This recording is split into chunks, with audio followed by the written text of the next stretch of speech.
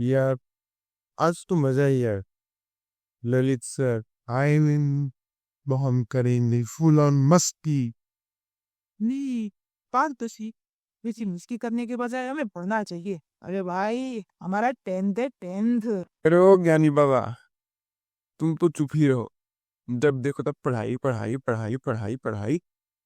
तुम बोर नहीं होते क्या? अरे, ये टॉपर है टॉपर।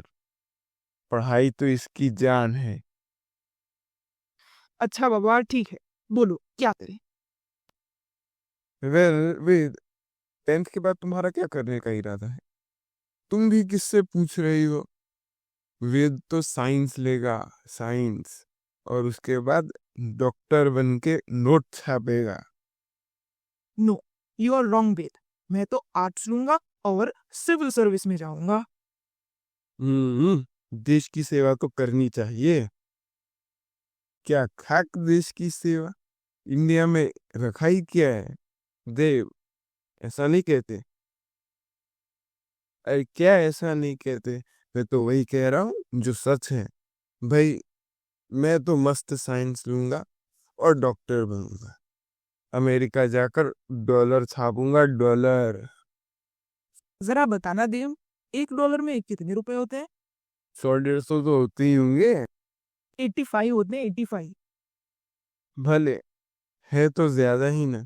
एंड वैसे भी जो फैसिलिटी मुझे अमेरिका दे सकता है, वो मुझे इंडिया न कभी दे सकता है और न कभी दे पाएगा।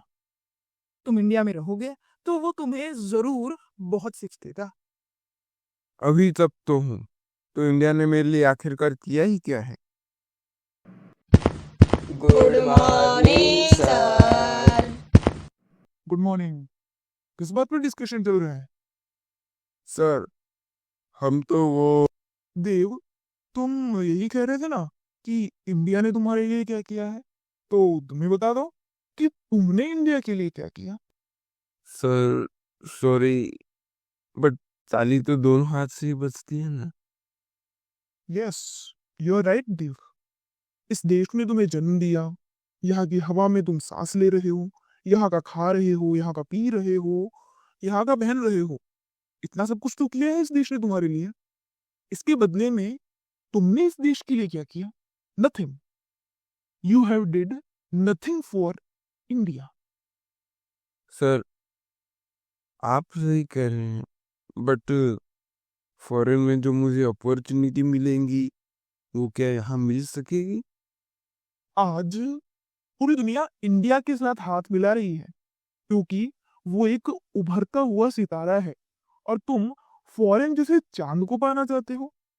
प्राचीन काल में जो भारत सोने की चिड़िया था, और आज जो वैश्विक महासत्ता बनने जा रहा है, उसे छोड़कर तुम फॉरेन की अपॉर्चुनिटीज की बात कर रहे हो। सर, अभी आप कह रहे थे ना कि भारत सोने की चिड़िया था, तो ऐसा क्यों कहा जाता था? देखो बेटा वीर, हमारे भारत में सभ्यता और संस्कृति का इतिहास लगभग 5,000 वर्ष से भी अधिक वर्ष पुराना है। भारत में कुरु, नंद, मौर्य, पांड्य, चेर, चोल, पल्लव, गुप्त, कुषाण, हूण, क्षत्रप जैसे अनेक राजवंशों ने अलग अलग समय पर शासन किया। भारत को सोने की चिड़िया मौर्य काल से कहा जाने लगा, और गुप्त साम्राज्य आते आते भारत की समृद्धि और बढ़ गई। उस वक्त भारत वैश्विक व्यापार का केंद्र था। भारत सर्वाधिक विकसित राष्ट्र था। दुनिया के कुल उत्पादन का लगभग 43% उत्पादन भारत में होता था। उस वक्त विश्व की कुल आय का 27% भाग भारत का था। भारत की समृद्धि का कारण भारत की कृषि, लघु उद्योग और वैश्विक व्यापार थे।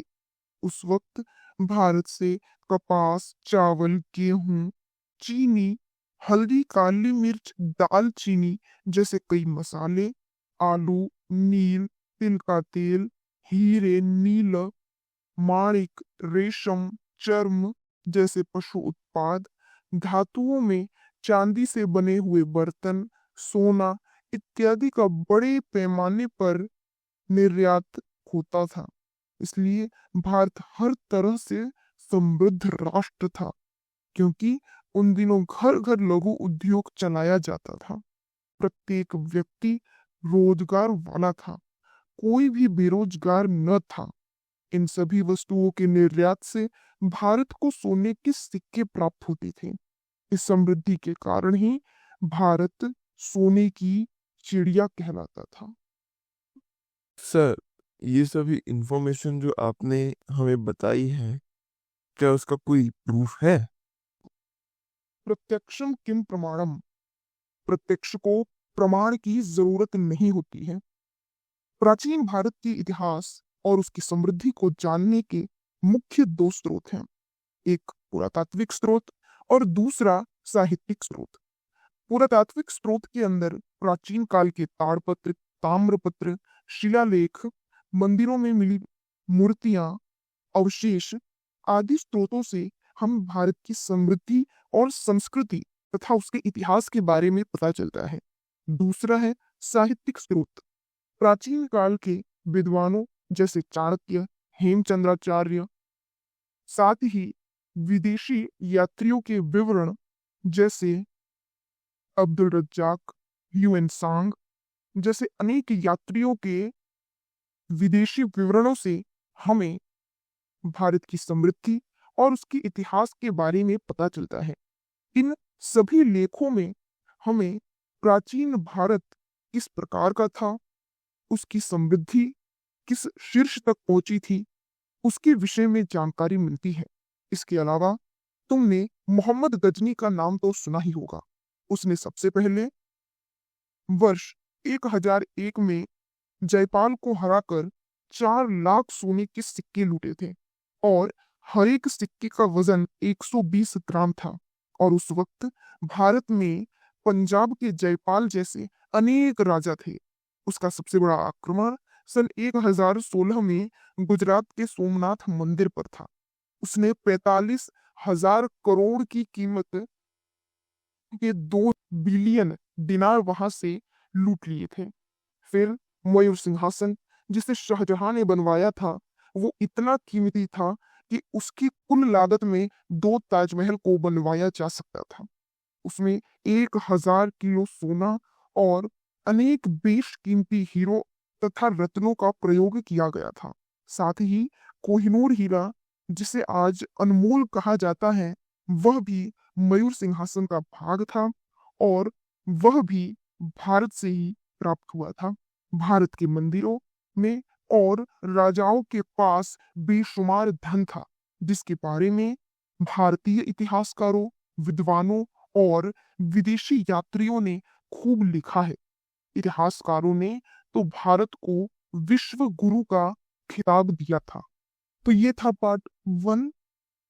इसका स्टडी मटेरियल जो है वो आप सभी को डिस्क्रिप्शन में मिल जाएगा, वहां से आप इसे चेकआउट कर सकते हैं। तब तक के लिए थैंक यू वेरी मच। जय हिंद।